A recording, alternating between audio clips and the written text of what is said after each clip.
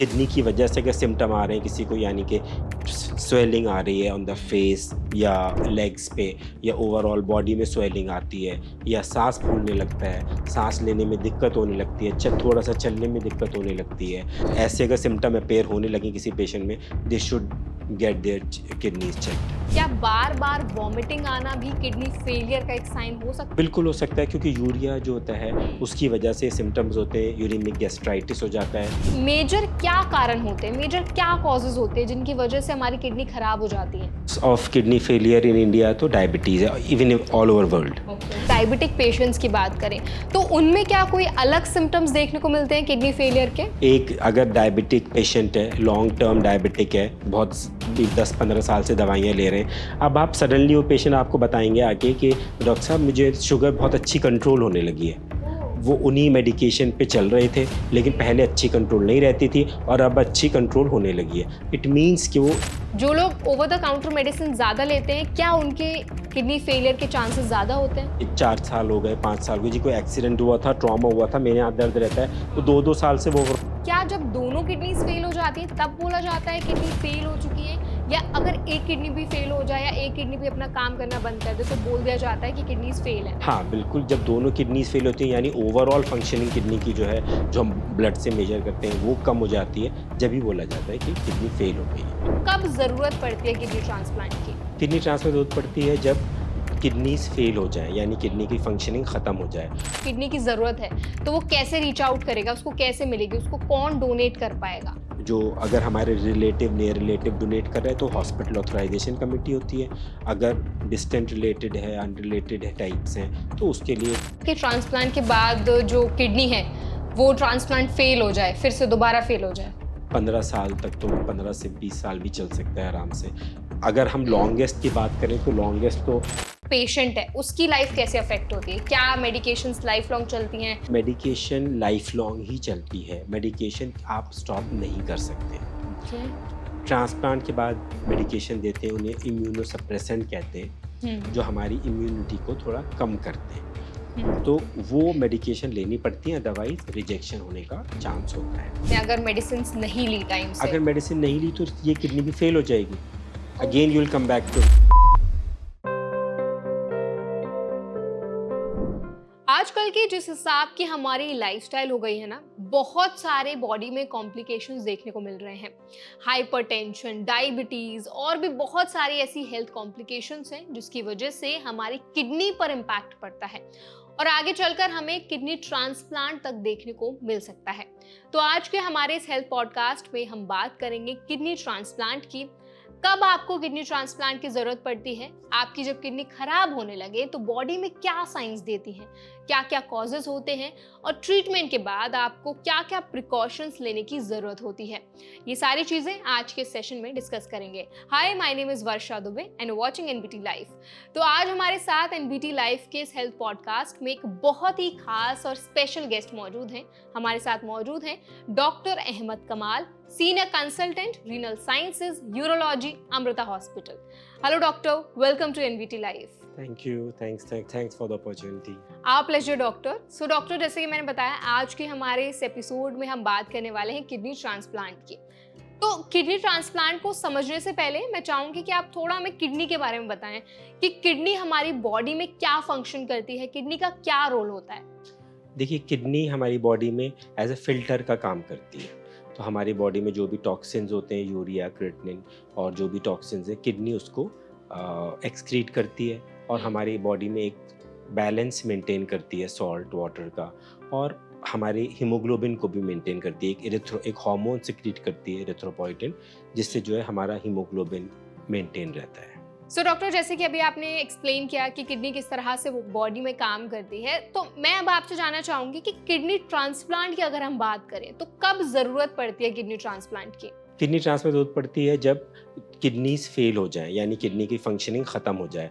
अगर हम टेक्निकली बोलें तो हम एंड स्टेज डिजीज लेबल करते हैं जब उसका जीएफआर जो है पेशेंट का, ग्लोमेरुलर फिल्ट्रेशन रेट यानी आप कह लीजिए किडनीज का, वो 15% से कम रह जाए, 15 से कम रह जाए, तो उसको हम किडनी रीनल फेलियर या एंड स्टेज रिनल डिजीज बोलते हैं। तो ऐसे में पेशेंट को किसी प्रकार की रिप्लेसमेंट की थेरेपी की ज़रूरत पड़ती है, renal replacement therapy, which can be transplant और it can be dialysis. So doctor, अभी जैसे आपने ना किडनी कब फेल होती है ये सारी चीज़ें एक्सप्लेन की और ट्रांसप्लांट की कब ज़रूरत पड़ती है, तो एक और सवाल मेरा आपसे है कि क्या जब दोनों किडनीज फेल हो जाती है तब बोला जाता है किडनी फेल हो चुकी है, या अगर एक किडनी भी फेल हो जाए या एक किडनी भी अपना काम करना बंद कर दे तो बोल दिया जाता है कि किडनीज फेल है? हाँ, बिल्कुल, जब दोनों किडनीज़ फ़ेल होती हैं यानी ओवरऑल फंक्शनिंग किडनी की जो है, जो हम ब्लड से मेज़र करते हैं, वो कम हो जाती है, जब ही बोला जाता है कि किडनी फ़ेल हो गई है। तो डॉक्टर, अभी ना आपने डायलिसिस को एक्सप्लेन किया, आपने बोला कि अगर किसी की किडनी सही से काम नहीं करती है तो हम डायलिसिस का भी एक ऑप्शन रहता है। तो अगर हम दोनों चीज़ों को कंपेयर करें, जैसे डायलिसिस हो गया और किडनी ट्रांसप्लांट हो गया, तो बेटर क्या ऑप्शन रहता है? ज़्यादा डायलिसिस ज़्यादा बेटर है या किडनी ट्रांसप्लांट का ऑप्शन ज़्यादा बेटर होता है पेशेंट के लिए? देखिए, पेशेंट के लिए तो ट्रांसप्लांट ही बेटर रहता है, क्योंकि डायलिसिस से क्या होता है कि एक तो ओवर लॉन्ग टर्म डेफ़िनेटली कमज़ोरी आती है, प्रोटीन लॉस होता है, बॉडी से कमज़ोर होता है पेशेंट। दूसरा, अब एटलीस्ट थ्राइस अ वीक एक आदमी हॉस्पिटल में रहता है, तो आप सोच सकते हैं कि वो नॉर्मल लाइफ कैसे बिता सकता है ना, उसकी उसकी फंक्शनिंग, उसकी जॉब सब अफेक्ट होती है, और एक फैमिली का एक बंदा एक उसके साथ लगा रहता है, तो it is very, I mean, economically भी बर्डन होता है, इमोशनली मेंटली आउट कहते हैं, फैमिली के लिए एक बर्डन हो जाता ओके, है। मतलब ट्रांसप्लांट जब हो जाता है तो जो काम आपका डायलिसिस से हो रहा होता है, फिर ट्रांसप्लांट में वही सेम काम जो है वो किडनी करने लगती हाँ, है बॉडी में। एक मशीन होती है, डायलिसिस मशीन होती है, उसमें क्या होता है कि जो हमारे ब्लड होता है, उसके थ्रू फ्लो करता है, और उसमें फ़िल्टर होता है। वो फ़िल्टर के थ्रू जब ब्लड एक तरफ से एंटर करके एग्ज़िट करता है, वापस ब्लड हमारे बॉडी में आ जाता है। उसी में मेम्ब्रेन्स होती हैं, जो कि हमारी किडनी का काम करके ब्लड को फ़िल्टर कर देती हैं। डॉक्टर, शुरुआत से हम बात कर रहे हैं कि जब किडनीज खराब हो जाती हैं तब हमें जाके ट्रांसप्लांट की जरूरत पड़ती है। अब अगर हम थोड़ा कॉजेस को समझने की कोशिश करें कि मेजर क्या कारण होते हैं, मेजर क्या कॉजेज होते हैं जिनकी वजह से हमारी किडनी खराब हो जाती है?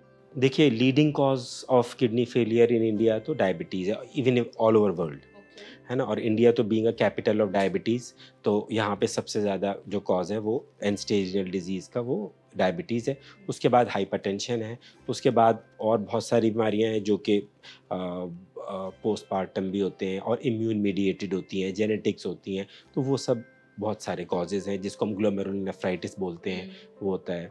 तो और कुछ ऐसे भी होते हैं कि क्रॉनिक इन्फेक्शन, स्टोन्स, जो कि कैसे ट्यूबरकुलोसिस, क्रॉनिक ट्यूबरकुलोसिस, या यूटीआई, या स्टोन्स, ऑब्स्ट्रक्टिंग स्टोन, बट ये कम होते हैं, लेस, बहुत काफ़ी कम होते हैं। तो डॉक्टर, क्या कुछ ऐसे इन्वायरमेंटल फैक्टर्स भी होते हैं जिनकी वजह से हमारी किडनीज खराब हो जाएं? किडनी फेलियर्स डायरेक्टली तो आप कह सकते हो, तो ऐसे कम होते हैं, मतलब वो रेयर डिजीज़ होंगी, ऑक्यूपेशनल हज़ार्ड हम उसको बोल सकते हैं। ऑक्यूपेशनल डिजीज़ होती हैं कि कोई ऐसी फैक्ट्रीज़ हैं जहाँ पे टॉक्सिन्स हैं रिलीज़ हो रहे हैं, जैसे लेड हो सकता है, high excess quantity, rubber industry, तो वो एक कॉज़ हो सकता है कि आप बोल सकते हो डायरेक्टली, अगर आप बोलो इन्वायरमेंट से। अदरवाइज़ इन्वायरमेंट या लाइफ़स्टाइल रिलेटेड जो डिजीज़ेज़ हैं, आप जब डायबिटीज़ और हाइपरटेंशन जिसमें कॉमन है, तो वो ही किडनी फेलियर का एक कारण होती है मेनली।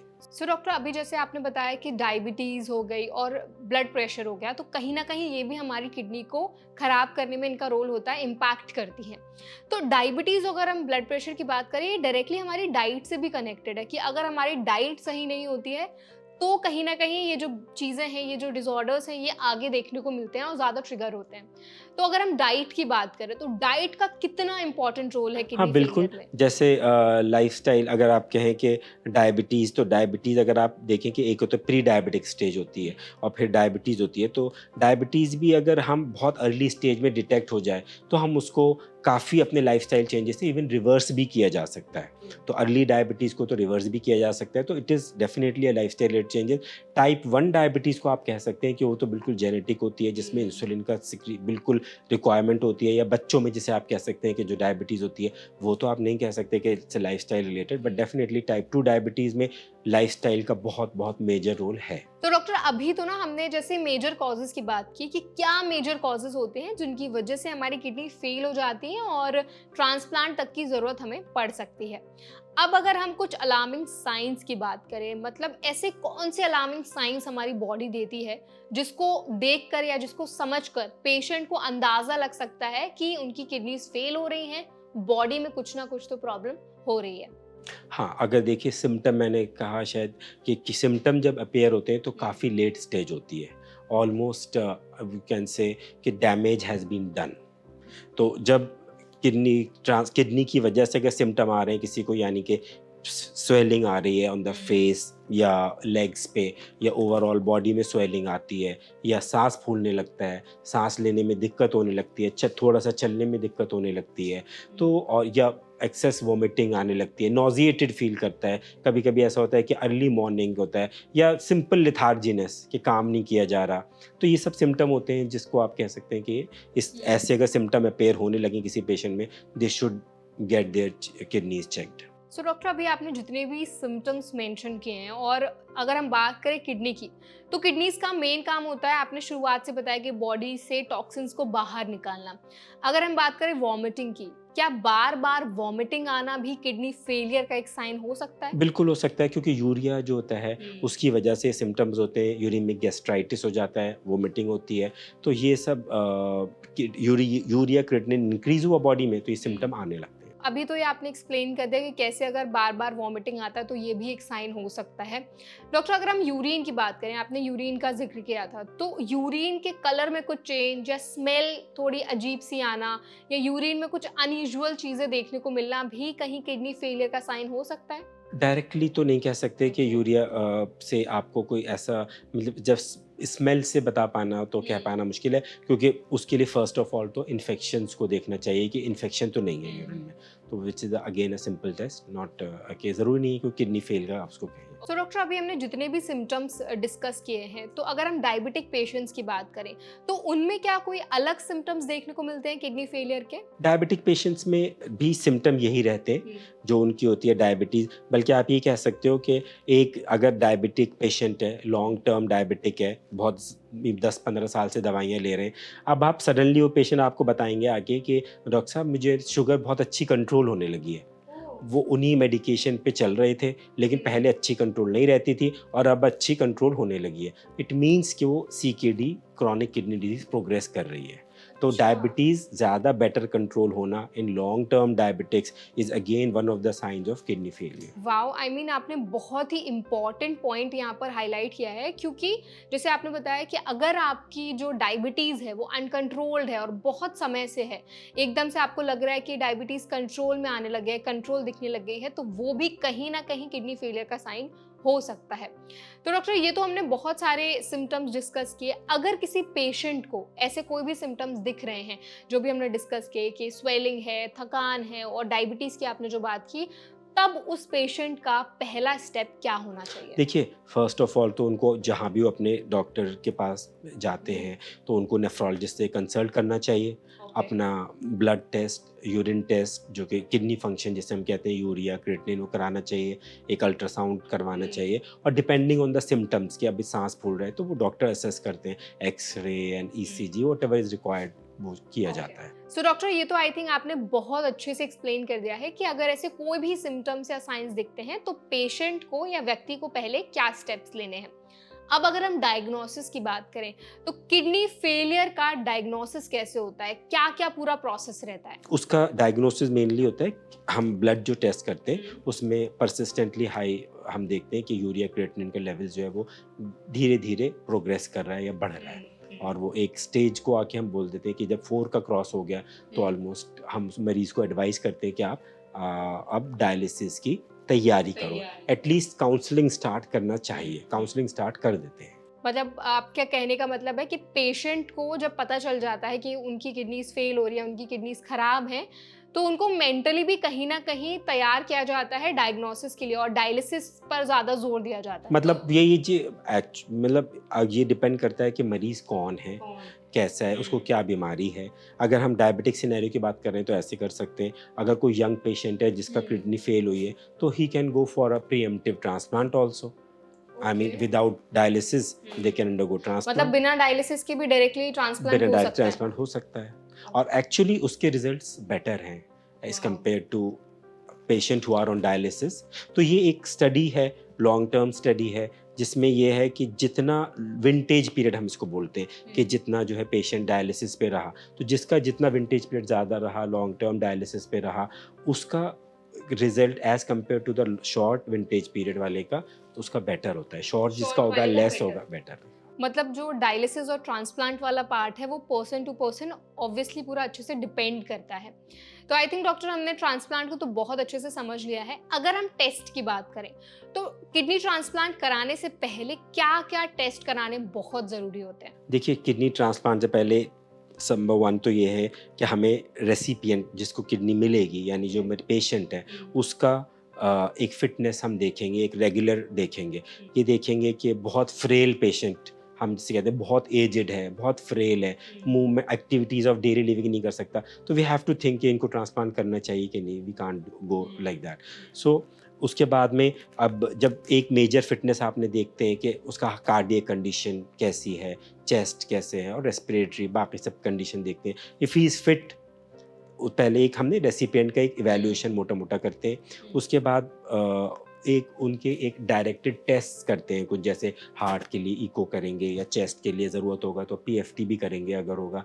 इवन कई बार हमें एंजियोग्राफी भी करनी पड़ती है इन पेशेंट्स के लिए कि रेसिपिएंट जो होते हैं, जो क्योंकि लॉन्ग टर्म डायबिटिक्स होते हैं। डायबिटिक की प्रॉब्लम क्या है कि ये सारी ब्लड वेसल्स में प्रॉब्लम आई है, तो वो चाहे वो ब्लड वेसल्स हार्ट की हों, चाहे वो ब्लड वेसल्स किडनी की हों, चाहे वो ब्लड वेसल्स कहीं और हों, ब्रेन में, तो सारी ब्लड वेसल्स अफेक्ट होती हैं, स्मॉल ब्लड वेसल्स सब कनेक्टेड हैं, तो सब जगह अफेक्ट हो सकता है। तो we have to check every system कि हाउ दे आर और whether he is fit for the transplant और नॉट। तो ये रेसिपिएंट का पार्ट होता है। उसके बाद उनको काउंसलिंग होती है, ट्रांसप्लांट का मैकेनिज्म बताते हैं कि ट्रांसप्लांट होता है तो ट्रांसप्लांट के बाद आपको लाइफस्टाइल, भाई आपको हर कुछ नहीं खाना है, ऐसी मेडिसिन कोई बाहर की ऐसी नहीं लेनी है, और जो मेडिकेशन ट्रांसप्लांट के बाद आपको प्रिस्क्राइब की जाएंगी वो रेगुलरली लेनी है।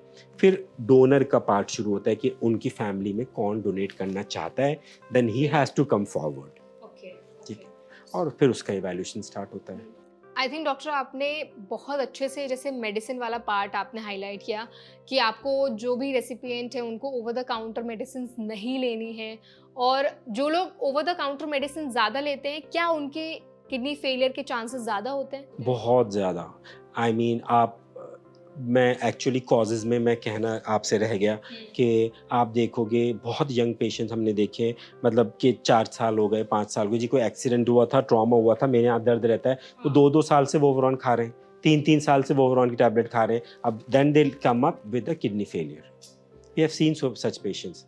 सो एनाल्जेसिक नेफ्रोपैथी इसको बोलते हैं, एनाल्जेसिक पेन किलर्स यानी कह सकते हैं, तो उनसे जो है किडनीज़ का डैमेज हो जाता है और वो फिर लॉन्ग टर्म में किडनी ट्रांसप्लांट की ज़रूरत पड़ जाती है। तो ऐसे over the counter drugs long term में लेने से बचना चाहिए। पेन किलर स्पेशली आपके एक हफ्ते से ज़्यादा ले रहे हैं तो आपको you should consult a doctor. आपको ऐसे over the counter pain killers नहीं लेते रहना चाहिए। आई थिंक जितने भी ऑडियंस आज का ये एपिसोड देख रही है उनके लिए बहुत ही इंपॉर्टेंट पॉइंट आपने हाईलाइट किया है, क्योंकि इंडिया में ना ये बहुत ज़्यादा कॉमन प्रैक्टिस है। हम एंटीबायोटिक्स ले रहे हैं, एंटीबायोटिक्स के लिए हमें बैक्टीरिया का रेजिस्टेंस और ये सब, आई मीन इट इज़ बहुत प्रॉब्लम आएगी इससे, क्योंकि हम नॉर्मल जब हम एक छोटी बीमारी को हम विदाउट एंटीबायोटिक्स ट्रीट कर सकते थे, उसके लिए भी पेशेंट ओवर द काउंटर जाके एंटीबायोटिक्स खा रहे हैं, पेन किलर्स खा रहे हैं, तो आप अननेसेसरली अपनी बॉडी को ही डैमेज कर रहे हैं। सो डॉक्टर अगर हम किडनी ट्रांसप्लांटेशन को और डिटेल में समझें, जैसे अभी हमने टेस्ट डिस्कस किए थे,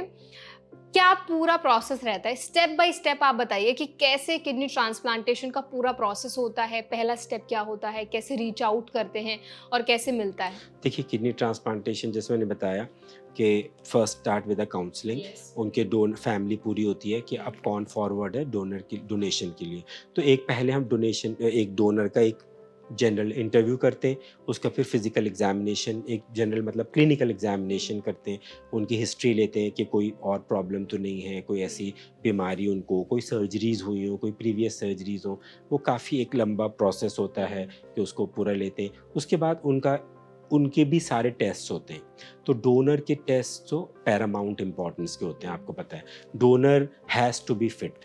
वी डोंट वांट कि डोनर को कोई भी प्रॉब्लम हो या सर्जरी की वजह से उसको कोई प्रॉब्लम आए। तो पहला रूल जो है, do no harm to a donor. Donor should not be harm. तो इसीलिए डोनर के काफ़ी टेस्ट किए जाते हैं, बैटरी ऑफ द टेस्ट होते हैं। कई बार पेशेंट्स को लगता है सर हमारे इतने टेस्ट कराए जा रहा हो, ये क्या है? तो फिर उनको कहना पड़ता है भाई आपके यहाँ ऑलरेडी एक पेशेंट है, हम ये नहीं चाहते कि हम दूसरा भी कोई पेशेंट बन जाए आपके। तो इसीलिए बिल्कुल हमें पहले आपकी सारी फिटनेस देखनी है, सब चेक करना है, उसके बाद ही किडनी करना है, डोनेट करनी है। तो इसके लिए कार्डियक चेकअप होता है, लंग्स का चेकअप होता है।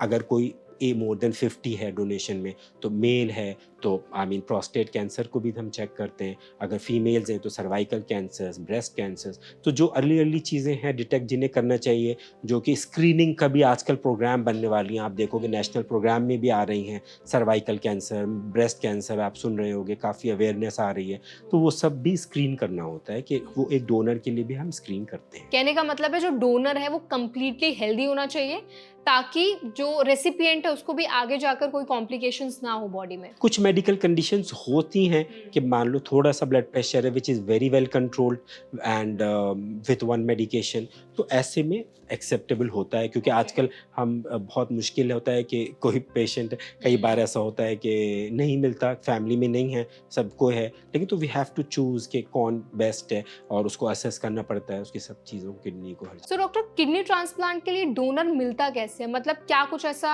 रूल्स रेगुलेशंस होते हैं कि फैमिली मेंबर डोनेट कर सकता है? इसका क्या पूरा प्रोसेस रहता है? अगर किसी पेशेंट को किडनी की ज़रूरत है तो वो कैसे रीच आउट करेगा, उसको कैसे मिलेगी, उसको कौन डोनेट कर पाएगा? देखिए, डोनेट अगर हम बात करें तो मेनली तो उसके फैमिली मेंबर या रिलेटिव ही होना चाहिए। तो उसमें स्पाउस हो गए, है ना, हस्बैंड वाइफ कोई भी हो सकता है, सिबलिंग्स हो गए, भाई बहन कोई भी हो, उसके अलावा पेरेंट्स, ग्रैंड पेरेंट्स, ये सब इनमें से कोई भी डोनेट कर सकता है। इवन सेकंड रिलेशन में जैसे होते हैं कि आपके मौसी, चाचा, ये सब भी डोनेट कर सकते हैं। और जो अगर हम नियर रिलेटिव बोले तो उसमें तो grand parents, parents, siblings, spouse, यही आएगा। इसके अलावा जो भी होगा वो नॉन रिलेटेड में ही माना जाएगा, समझिए आप एक। तो इसका थोड़ा सा मेडिकल पार्ट तो सेम रहता है, इवैल्यूएशन सेम रहता है, लेकिन ऑथराइजेशन जैसे हम कहेंगे, अगर लीगल प्रोसेस की हम बात करें तो वो कमिटी क्लियरेंस होती है, कमिटीज़ होती हैं। तो वो गवर्नमेंट की तरफ से एक अप्रूव्ड कमिटी है एज़ पर लॉ, कि एक छोटा लॉ जो बना था 1994 में, उसके अकॉर्डिंग से होता है। तो उसमें ये है कि जो अगर हमारे रिलेटिव, नियर रिलेटिव डोनेट कर रहे हैं तो हॉस्पिटल ऑथराइजेशन कमेटी होती है। अगर डिस्टेंट रिलेटेड है, अनरिलेटेड है, टाइप्स हैं, तो उसके लिए एक स्टेट कमेटी होती है, वही डिसाइड करती है कि उसमें एथिकल है, मतलब donation should be ethical and there should not be any financial transactions, there should not be any compulsion और coercion, and donor is fit. तो and that is what donor की एक मेंटल हेल्थ का हम हमेशा एक साइको सोशल इवैल्यूएशन होता है। तो उसमें देख उसके एग्जामिन किया जाता है कि he is able to understand what he is doing, okay, he is fit, he is intelligent enough to give a अपने कंसेंट, कॉन्शियस में है। अपने कॉन्शियस में है, वो कंसेंट जो दे रहा है तो वो समझ रहा है कि मैं क्या कर रहा हूँ, और वो समझता है कि इसकी कोई इम्प्लीकेशन हो सकती है तो क्या हो सकती है। तो वो ये सब एक साइको सोशल डोनर के लिए और बहुत इंपॉर्टेंट होता है। ओके डॉक्टर, जैसे हमारे लिए जो ब्लड के लिए ब्लड बैंक्स होती है, बट अगर हम ऑर्गन्स की बात करें, किडनी हो गया, बाकी कोई ऑर्गन्स हो गए, उनके लिए कोई बैंक्स नहीं होती, ऐसा क्यों है? देखिए, इन ऑर्गन्स की एक लाइफ है, ओके। तो वो इवन 24 आवर्स से ज़्यादा नहीं रख सकते। एक्चुअली स्पीकिंग अगर हम कहें तो हम बात करेंगे कि जैसे हम बात कर रहे थे अभी तक लाइव डोनेशन की, कि हमारी फैमिली से कोई मेंबर आया और उन्होंने डोनेट किया, तो दैट वाज लाइव डोनेशन। अगर हम कोई आफ्टर डेथ, आपने सुना होगा कि डिसीज्ड डोनेशन या कैडेवरिक डोनेशन जैसे कॉमनली लोग बोलते हैं, तो हम अपने जीते जी अपने ऑर्गन्स को प्लेज कर दें डोनेट करने के कि जी हम अपना अंग दान करेंगे, तो वो एक कैडेवरिक डोनेशन कहलाता है ना, डिसीज डोनेशन कहलाता है। तो उसमें ये है कि पेशेंट की डेथ भी जो हुई है वो कंट्रोल्ड सर्कमस्टेंसेस में हॉस्पिटल में हुई हो। ऐसा नहीं हो सकता कि पेशेंट की किसी की डेथ हो गई, आप जब चाहे जाके उसके ऑर्गन ले लोगे, वो तो यूजलेस हो जाते हैं। भाई हमारी बॉडी 3, 4, 5 मिनट का, 6 मिनट का इस्चीमिया टाइम, उससे ज़्यादा का नहीं बर्दाश्त कर सकती। यानी इस्चीमिया यानी जब उसमें कोई ब्लड सप्लाई ना हो, उसको ऑक्सीजन न मिले, तो वो डेड हो जाता है। ऐसे ऑर्गन लेके कुछ फ़ायदा नहीं होने वाला। इनको इसमें नहीं रखा जा सकता क्योंकि ये इनकी लाइफ ज़्यादा नहीं होती। हम जो है कोल्ड इस्चीमिया, अगर हम इनको हम कहते हैं कोल्ड इस्चीमिया, एक वार्म इस्चीमिया होता है, कोल्ड इस्चीमिया होता है। कोल्ड इस्चीमिया भी 24 आवर्स से ज़्यादा ऐसे नहीं रख सकते, तो उसका कोई सेंस नहीं है। मतलब और उसकी उतना सेल्फ लाइफ ही नहीं सेल्फ होती है। लाइफ ही नहीं होती, शेल्फ लाइफ है ही नहीं इनकी कुछ भी ऐसे ऑर्गन्स की। ओके, सो डॉक्टर, अगर हम ट्रांसप्लांटेशन की बात करें, आपने बहुत ज़्यादा एक्सप्लेन किया है कि क्या प्रोसेस होता है, हमने सारी चीज़ें समझी। इसकी जो सर्जरी होती है वो थोड़ी रिस्की होती है क्या? सर्जरी तो देखिए, हर सर्जरी के साथ थोड़ा रिस्क होता है। कोई भी सर्जरी ये कहे कि बिल्कुल रिस्क नहीं होता, ये तो नहीं होता। Hmm. But over the time अब सर्जिकल प्रोसेस इतना इवॉल्व हो चुका है कि we hardly see major complications. Hmm. तो माइनर थिंग्स, इन्फेक्शंस या कुछ थोड़ा बहुत चीज़ें ऐसा जिसके लिए कभी ऑपरेशन थिएटर में वापस जाना पड़े या कुछ ऐसा हो, but they are all correctable, preventable things, तो उसमें होती हैं। और मेजर तो अब it is a very safe procedure, I would say कि 9 मोर्टेलिटी इसकी 1% भी नहीं है। तो even surgical mortality if you ask me, तो वाओ! 1% भी नहीं है, उससे भी लेस है, उससे भी लेस होगी। तो हार्डली वी सी के पेशेंट्स की लाइफ लॉस हुई because of the surgery, surgery. Because of trans मतलब ये जो सर्जरी होती है वो कंप्लीटली सेफ होती है। सेफ होती है, surgery safe. Okay. So doctor, हमने काफ़ी ज़्यादा एक्सप्लेन करा है, समझा भी है किडनी ट्रांसप्लांट को। अगर हम टाइम प्रोसेस की बात करें, कितना टाइम लगता है इसमें?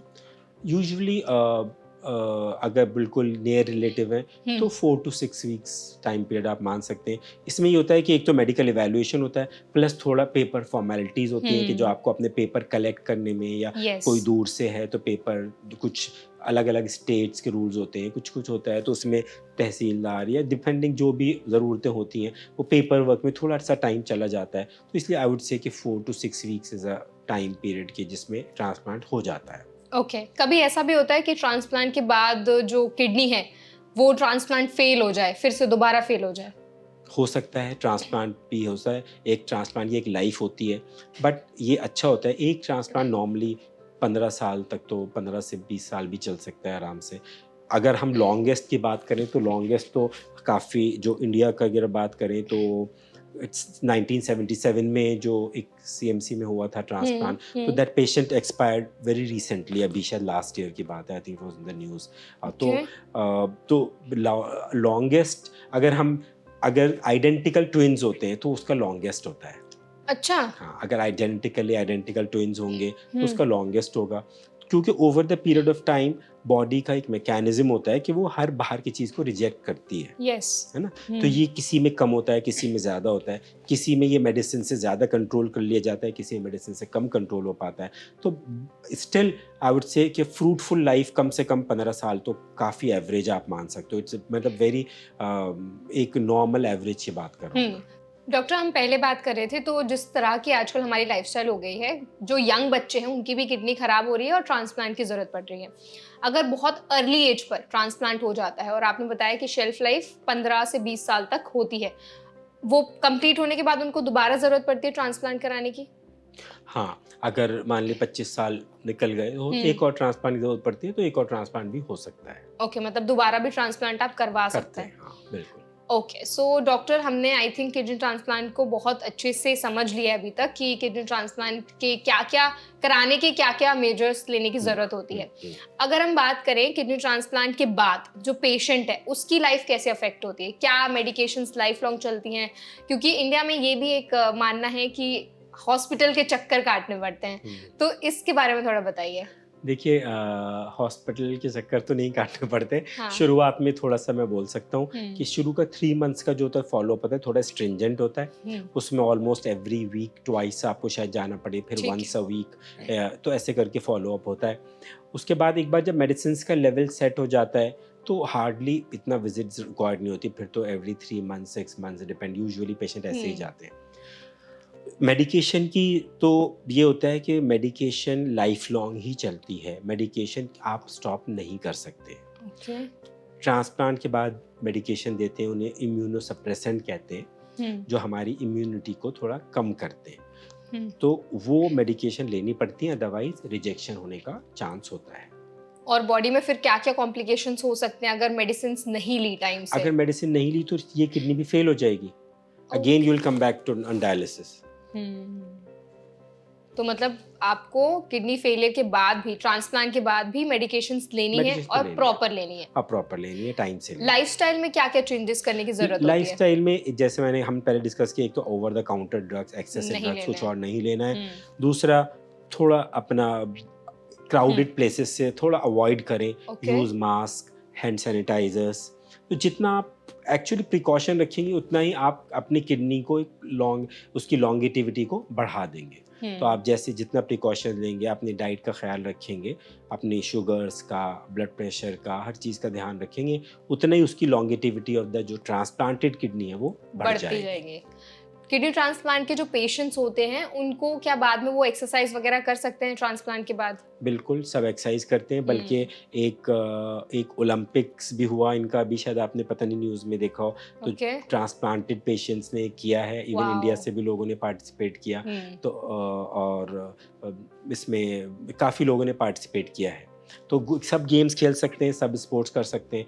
थोड़ा सा कॉन्टैक्ट स्पोर्ट में कभी-कभी हम कहते हैं कि हल्का सा चोट ना लगे, बस इतना अवॉइड करना है। जितने भी किडनी ट्रांसप्लांट के पेशेंट्स होते हैं, जब उनको ट्रांसप्लांट के बाद कोई छोटी-मोटी बीमारी भी हो जाती है, तो उनके लिए ज़्यादा रिस्क रहता है comparative to the normal person? हाँ, ज़्यादा रहता है। देखिए, ट्रांसप्लांट के बाद अगर हम बात करें तो क्योंकि हमने एक मेडिसिन दे रहे हैं, इम्यूनोसप्रेसेंट दे रहे हैं, तो हमारी जो बॉडी की नॉर्मल क्षमता है बीमारियों से लड़ने की, जो एक इम्यूनिटी है वो कम हो कम हो जाती है। जाती है। तो उसकी वजह से कभी-कभी छोटे इन्फेक्शंस भी ज़्यादा सीवियर हो सकते हैं। तो उस टाइम पे आपको डॉक्टर के पास ही जाना होता है। डॉक्टर्स आपके मेडिकेशन को थोड़ा मॉडिफाई करते हैं, कम करते हैं, डोजेस को कम करते हैं या चेंज करते हैं। तो वो बहुत क्रिटिकल होता है, इम्पोर्टेंट होता है, and you should visit nephrologist that time. मतलब आपको अगर किडनी ट्रांसप्लांट के बाद भी बहुत सारे ऐसे प्रिकॉशंस हैं जो आपको लेने की ज़रूरत है। हाँ। और आपने जैसे पहले भी एक्सप्लेन किया था कि ओवर द काउंटर मेडिसिन्स नहीं लेनी है, क्योंकि उनका भी बॉडी पे बहुत बुरा असर पड़ सकता है। देखिए, अगर मैं बात करूँ, हम बात तो सही कह रहे हैं कि हम जो ट्रांसप्लांट के बाद भी हमें मेडिकेशन लेनी है, ये सब करना है, but as compare to an alternative of dialysis, yes. It is a proven fact कि इनका सर्वाइवल लॉन्गेटिविटी बेटर है एज कंपेयर टू डायलिसिस। तो जो ट्रांसप्लांटेड पेशेंट हैं, इसमें तो कोई डाउट नहीं है, बियॉन्ड डाउट ये बात प्रूव्ड है कि इनका over the time survival rate better है as compare to patients on dialysis. Doctor, आपने पहले बताया था कि कई बार क्या होता है, क्योंकि हम इम्यूनोसप्रेसेंट दे रहे होते हैं ड्यूरिंग द उसके ट्रीटमेंट के बाद, तो बॉडी रिजेक्ट करती है काफी सारी चीजें। जब किडनी ट्रांसप्लांट के बाद बॉडी रिजेक्ट करे किडनी, तो उस कंडीशन में क्या किया जाता है? उस कंडीशन देखिए, रिजेक्शन का रेट हार्डली 5 to 10% आप बोल सकते हैं। तो उसमें ये होता है कि वो जो रिजेक्शंस होते हैं यूजुअली ज़्यादातर माइल्ड ही होते हैं। अच्छा। या माइल्ड टू मॉडरेट आप कह सकते हैं। वो ट्रीटेबल होते हैं, कुछ इंजेक्शन से या कुछ दवाओं से वो ट्रीट किए जाते हैं, और नॉर्मली 90% जो है वो ट्रीट हो जाते हैं। हाँ, डेफिनेट कुछ आप 10% कह सकते हो कि वो क्रॉनिक डैमेज होता है, और उसमें शायद किडनी उतनी अच्छी नहीं चलती। ओके। किडनी ट्रांसप्लांट के बाद, क्योंकि बॉडी में एक ही किडनी है, तो किडनी पे लोड भी कहीं ना कहीं ज़्यादा रहता है। अगर हम रेसिपिएंट की बात करें तो हाँ, मतलब रिजर्व ज़्यादा है, लोड तो नहीं बोलूँगा मैं, ये बोलूँगा कि रिजर्व उतना तो नहीं है जितना 2 किडनी वाले के पास होगा, है ना, जो नॉर्मल एक उसमें होगा। तो इसी में ट्रांसप्लांट की बात, क्योंकि kidney, but we don't have a choice, वो तो लग्जरी होगा कि 2 किडनी सबको मिल जाए। True that. तो डॉक्टर, कुछ ऐसे डाइट में भी चेंजेस करने की ज़रूरत होती है आफ्टर किडनी ट्रांसप्लांट? हाँ, डाइट में वैसे आई मीन अगर जैसे कोई डायबिटिक है तो उसको तो वो अपना रेस्ट्रिक्शन करना होगा कि अपने जो शुगर्स कंट्रोल करने हैं, ब्लड प्रेशर है।